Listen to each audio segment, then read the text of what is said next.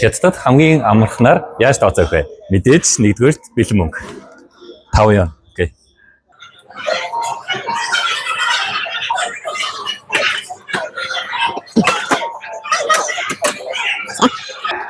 Эсвэл миний санд болгож байгаа Wishing Pay.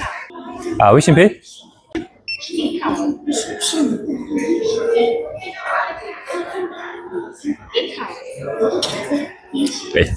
Жишээ.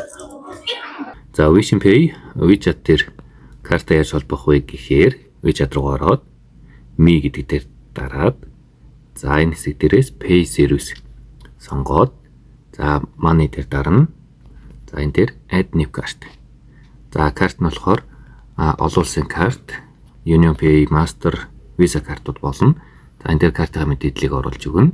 За картын дугаар оруулаад за Visa карт.